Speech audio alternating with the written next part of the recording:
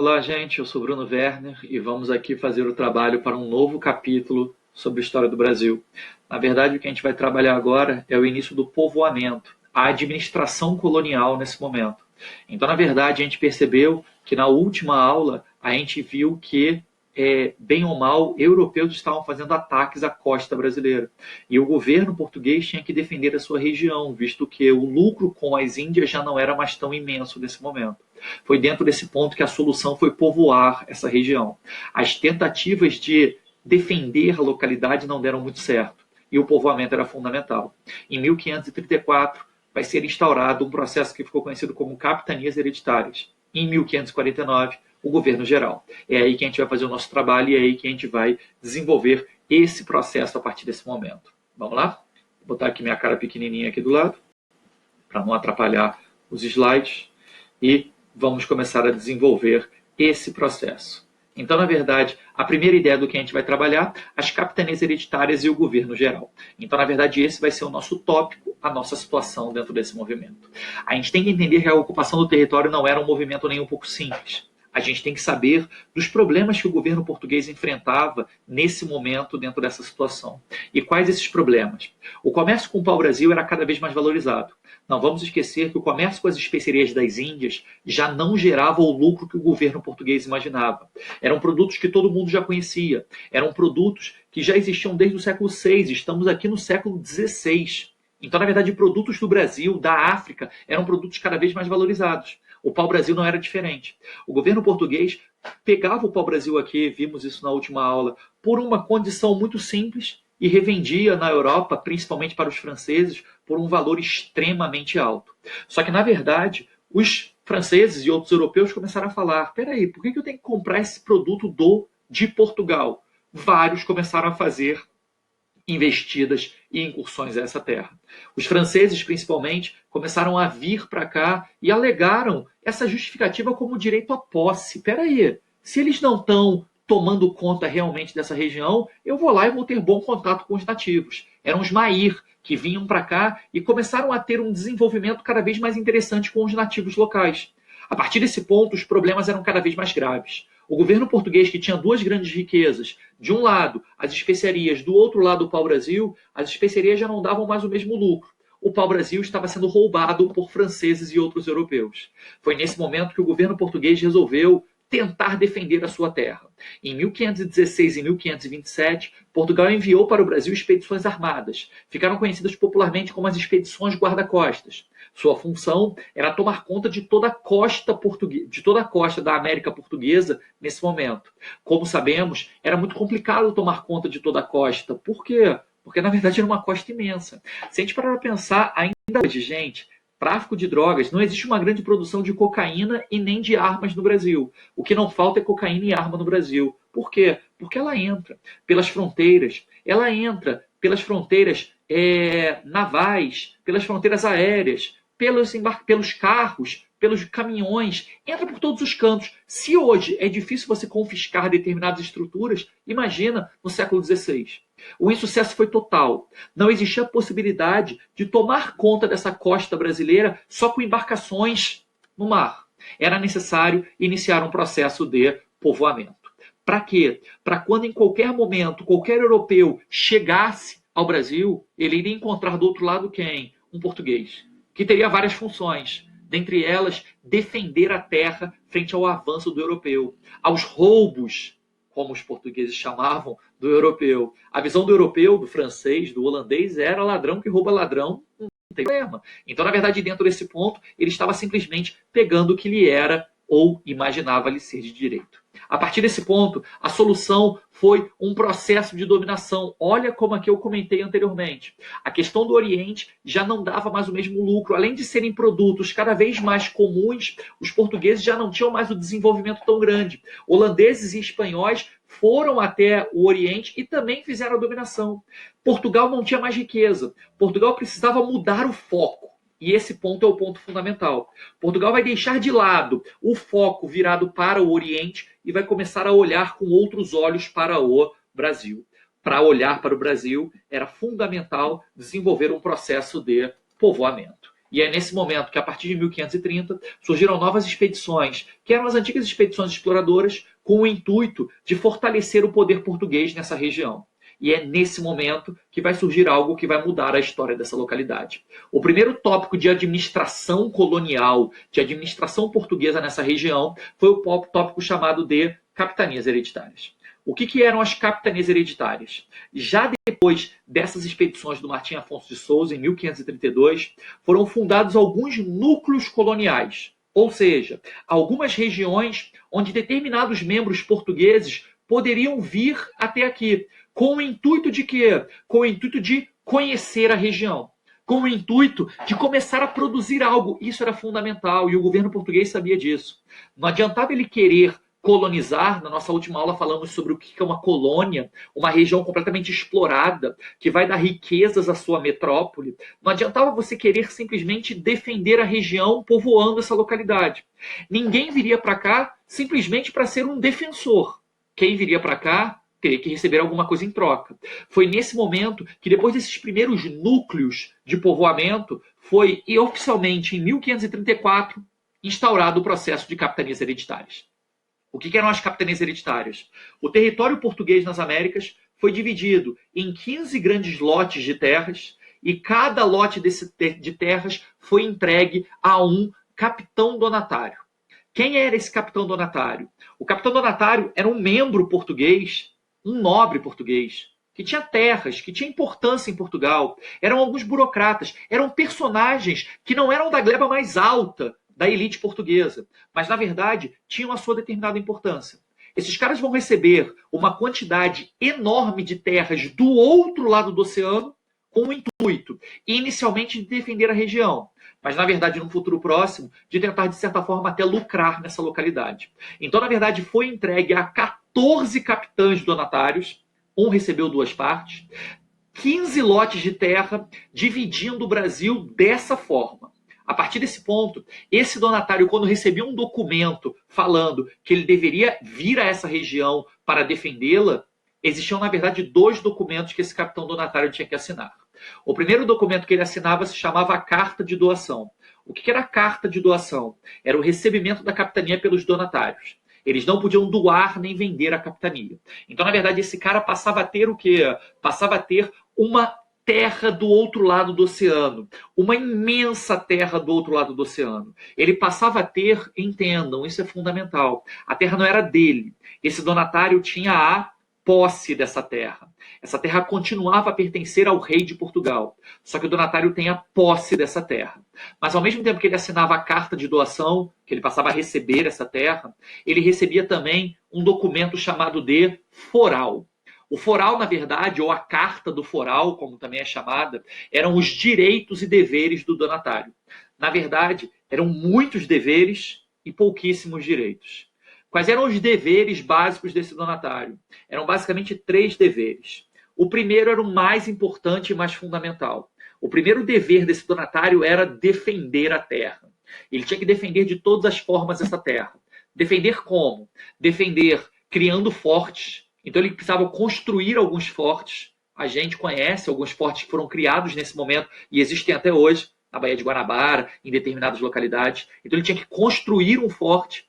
E o outro ponto, não adiantava só construir o forte. Além de construir o forte, esse donatário tinha também que trazer exército para o Brasil. Então, na verdade, ele tinha que o quê? Ele tinha que construir e defender a localidade. Isso era barato? Nem um pouco barato. O valor disso era altíssimo. E quem ia ter esse gasto? O donatário.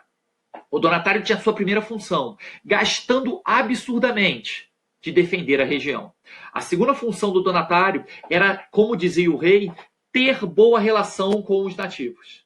Então, na verdade, esse rei, o rei Dom João III, dizia que esse donatário tinha que ter boa relação com os nativos. Como ter boa relação com os nativos? Tentar, de todas as formas, angariar uma relação cada vez mais plausível. E quem vai ter um papel fundamental nesse momento vão ser os jesuítas.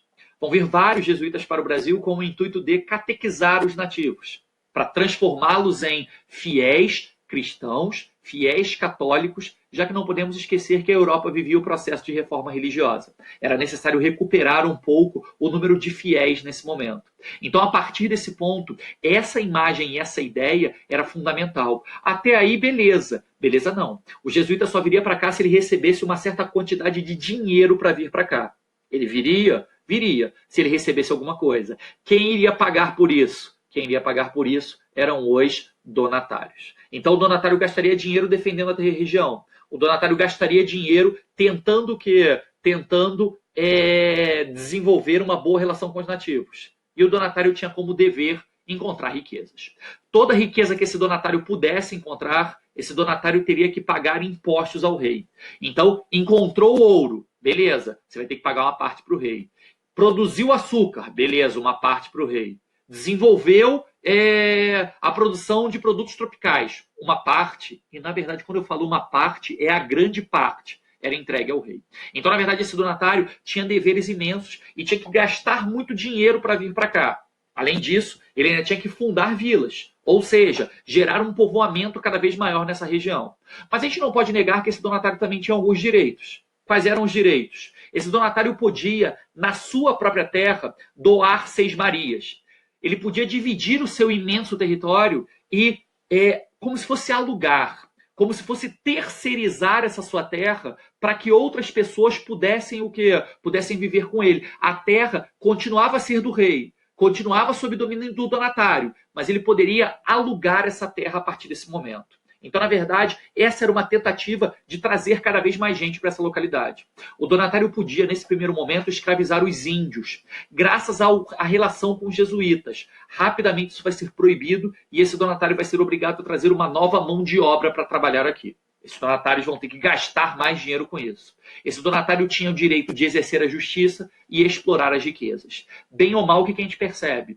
O investimento nessa região, nesse projeto, era um investimento extremamente alto.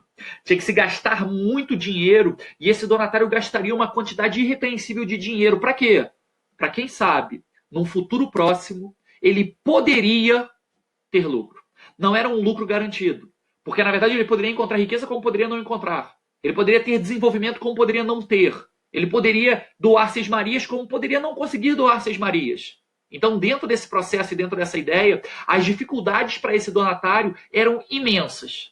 E lógico que com isso, a gente vai vendo que o projeto de capitanias hereditárias começa a ter problemas. Olha como é que era essa base. Na verdade, rapidamente, diversos membros donatários tentaram, a partir desse ponto, formar grandes latifúndios e tentaram produzir alguma coisa. A relação com os nativos era complicada. Eles tentavam, de todas as formas, encontrar alguma riqueza e tentar desenvolver esse ponto, mas a grande maioria gerou uma divisão dentro da sua proposta rural. Então, tentaram produzir o açúcar, começaram a trazer as primeiras quantidades de cana-de-açúcar, tentaram utilizar os índios para trabalhar nessa região, nada dava muito certo. As 6 Marias, essa divisão interna, não funcionou muito bem, pelo menos não na maioria das colônias, na maioria das capitanias. Por quê? Porque ninguém queria vir para cá. Gente, vir para cá era uma loucura. O Brasil era uma mata fechada. Os problemas eram imensos. Ninguém queria vir para cá. E a conclusão desse ponto é que isso gerou o fracasso. O fracasso foi pelo projeto ser extremamente caro nas mãos dos donatários e não existia nenhum apoio do governo português. Na verdade, é interessante que 2 capitanias deram certo. A capitania de Pernambuco, que investiu absurdamente na produção de açúcar, tinha uma quantidade de clima e solo, principalmente o solo, favorável à produção do açúcar, e produziram em larga escala o açúcar. A outra capitania que deu certo foi essa daqui, mais ao sul, a capitania de São Vicente, que aí investiu muito na divisão das 6 Marias e conseguiu gerar um povoamento bem interessante. Qual era a tática nesse momento? Se qualquer donatário, e aqui a gente tem vários, né, o nome dos donatários, se qualquer donatário chegasse para o rei de Portugal e falasse assim: pô, rei, essa situação que você me ofereceu é péssima, esse presente que você me deu é horroroso, eu vou ter que gastar muito dinheiro e quem sabe eu não vou conseguir ter lucro. A resposta do rei era: você está fazendo errado. Olha aí o Duarte Coelho, lá em Pernambuco, que está ganhando dinheiro pra cacete. E aí alguém virava e falava assim: Mas o clima e o solo lá são favoráveis à produção do açúcar. Mas olha o que o Martim Afonso de Souza está fazendo lá no sul do Brasil. Está gerando um desenvolvimento impressionante. A ideia de Pernambuco e São Vicente darem certo era para servir de exemplo. Mas, na verdade, por baixo dos panos se descobre várias situações. O governo português cobrava menos impostos para essas capitanias, para elas funcionarem e, a partir daí, servirem como exemplo para outras capitanias. Então, foi uma tática muito canalha do governo português. Foi uma tentativa de enganar e gerar um funcionamento. Só que os outros donatários não aceitaram isso. Basicamente, os donatários nem vinham ao Brasil. Abandonaram a região a alguns emissários e, na verdade, a defesa, que era o ponto fundamental, foi deixado de lado. Isso ocorreu entre 1534 e 1549. Por quê? Porque o governo português percebeu que era necessário criar uma mudança. Foi nesse ponto, em 1549, que o governo português percebia que ele não podia ajudar só Pernambuco e São Vicente, que ele precisava auxiliar todas as capitanias. Foi nesse momento que, no final de 1548, surgiu uma centralização da administração colonial. O que significava isso? A partir de agora viria para o Brasil um representante do rei, chamado de governador-geral, que seria os olhos e ouvidos do rei de Portugal aqui. A sua função primordial era auxiliar os donatários. A partir de agora, qualquer problema que qualquer donatário tivesse, falaria com esse governador-geral e esse cara seria um ponto de centralização do poder nesse momento. A ideia básica aqui era, olha a função desse governador-geral. Incentiva a implementação de engenhos. Eles perceberam rapidamente que o açúcar, a nossa próxima matéria, era o ponto fundamental nesse momento e funcionaria claramente para auxiliar o enriquecimento dessa região. Segundo ponto, reuniões com indígenas em povoados e vilas. Era uma tentativa daquela de ter boa relação com esses nativos. Os jesuítas tiveram um papel fundamental nesse momento. Então, na verdade, um estabelecimento de feiras regulares, ou seja, uma tentativa de comércio interno para facilitar o desenvolvimento dessa produção. Combate ao comércio ilegal de pau-brasil, a ideia da defesa fundamental nesse momento, organização e garantia das rendas da coroa, saber o que estava sendo encontrado, o que não estava, como isso estava funcionando, o reforço da presença da coroa na colonização. Então, a partir desse ponto, o rei de Portugal, lógico que nunca ia botar o pé aqui, mas o rei de Portugal mandava um representante legal para auxiliar os donatários a desenvolver essa região. Essa é a ideia desse momento, desse movimento, desse modelo que vai consolidar esse projeto de clientelismo tão fundamental na política brasileira.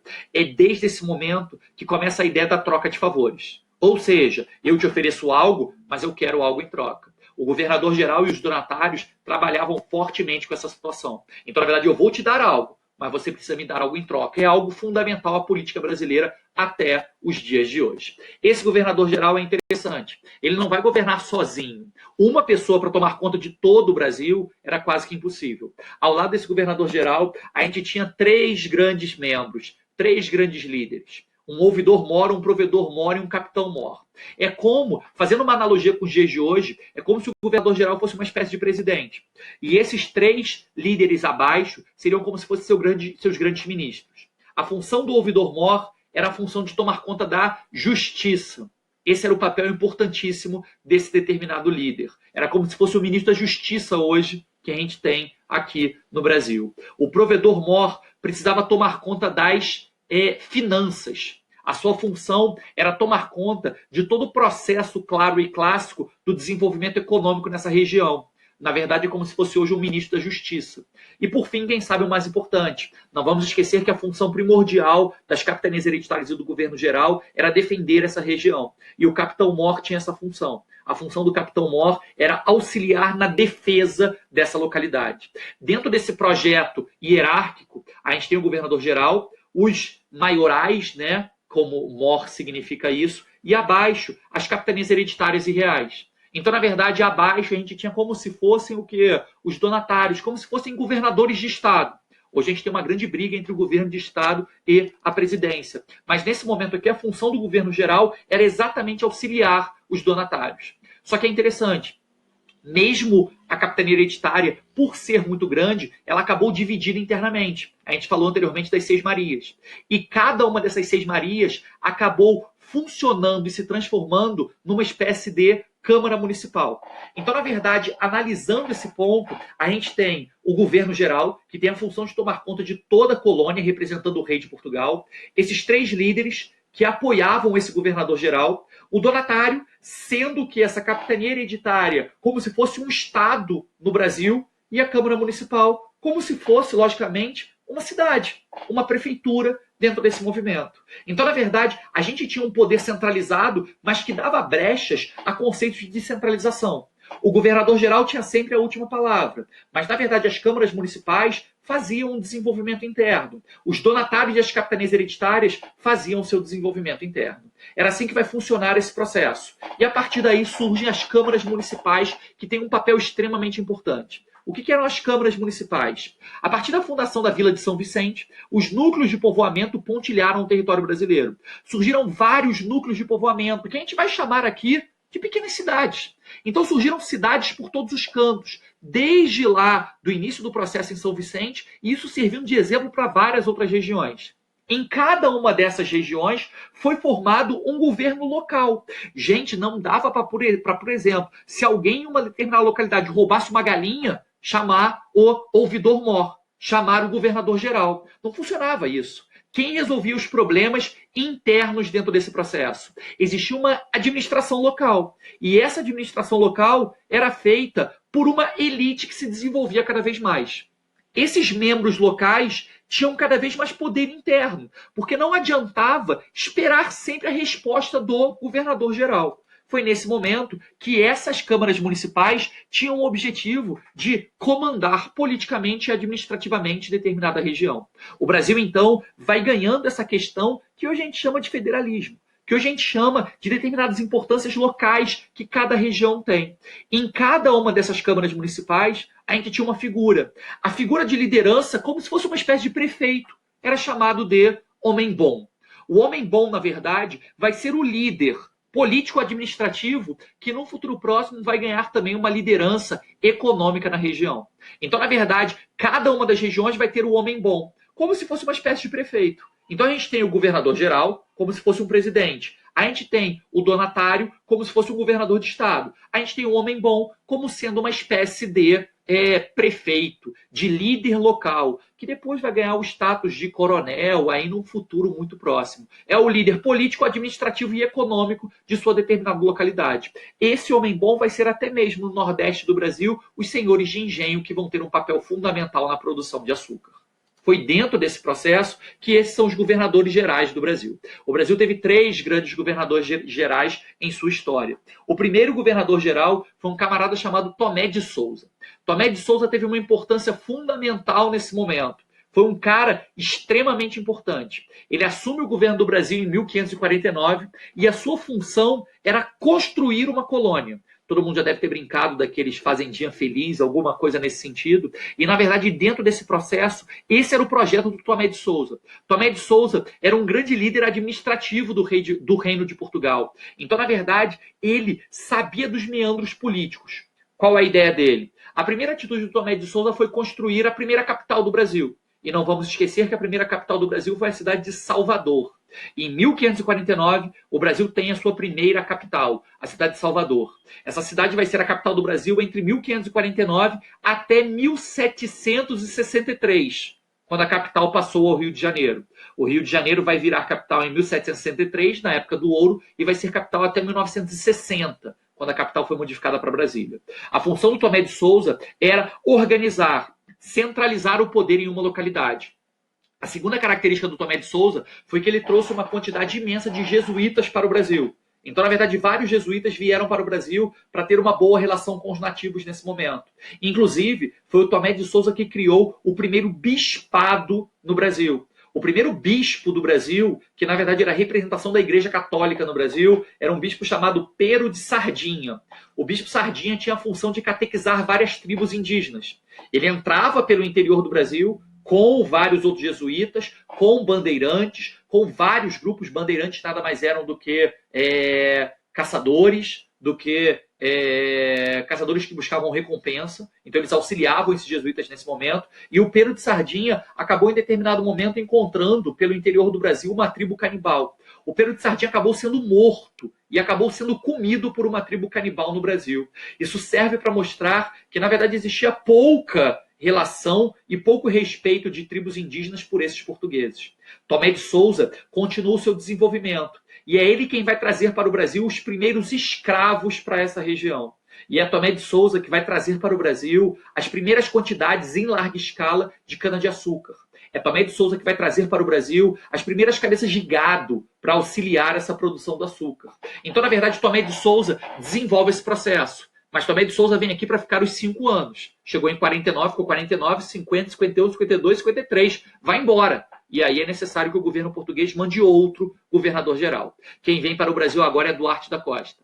A função de Duarte da Costa, se o Tomé de Souza era um administrador, Duarte da Costa tinha uma função muito mais religiosa. Ele era ligado a ordens religiosas. E trouxe grandes quantidades de jesuítas para cá. Dentre eles, o Manuel da Nóbrega, o Padre Anchieta, que é tão fundamental nesse momento, auxilia esse processo. E os jesuítas, para manter esse controle, eles criavam uma grande quantidade de escolas. Foi fundado nesse momento pelo Duarte da Costa e por esses 2 jesuítas um colégio chamado Colégio São Paulo. Ao redor do Colégio São Paulo foi desenvolvida a cidade de São Paulo. Então, na verdade, nesse momento, o Duarte da Costa investiu, já que ele não precisava mais construir a colônia, Tomé de Souza já tinha feito isso, Duarte da Costa vai desenvolver claramente nesse momento um projeto de trabalhar com os nativos, de fundar colégios jesuíticos, de fundar cidades. Só que, na verdade, ele acaba deixando de lado um projeto que era fundamental, o projeto de defesa. E os franceses vão aproveitar a fragilidade defensiva de Duarte da Costa e vão não só fazer vários ataques, como vão fundar a França Antártica. Eles criaram, nesse momento, uma colônia francesa dentro do Brasil. Os franceses conseguiram chegar ao seu objetivo. Eles não ligavam para o poder de Portugal aqui. Duarte da Costa fica desesperado. Acaba voltando em 1557 para Portugal e aí o rei de Portugal manda o 3º governador-geral para cá. O 3º governador-geral se chamava Mendes Sá. Mendes Sá vem em 1558 para o Brasil e vai ficar até 1572. Ele acaba gostando mais do Brasil e acaba ficando mais do que o necessário. Foi nesse momento que o Mendes Sá tinha uma função. Se o Tomé de Souza é um administrador, se o Duarte da Costa é um religioso, o Mendes Sá é um militar. A sua função clara e clássica é expulsar os franceses. Ele vai trazer como capitão-mor o seu sobrinho, chamado Estácio de Sá. E a expulsão dos franceses nesse momento foi fundamental. Ele expulsa os franceses da região do atual Rio de Janeiro no dia 1º de março de 1565 e assim funda a cidade do Rio de Janeiro. Agora, sem o problema das invasões externas, sem o problema administrativo e com vários jesuítas aqui, Mendes Sá começa o desenvolvimento impressionante dessa região. Vai financiar e apoiar a construção de engenhos. O Brasil nunca mais vai ser o mesmo.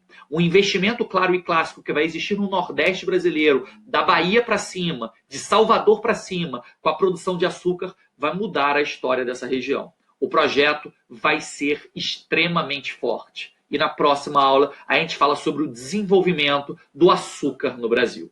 Beleza? Então é isso, gente. Valeu. Abraço.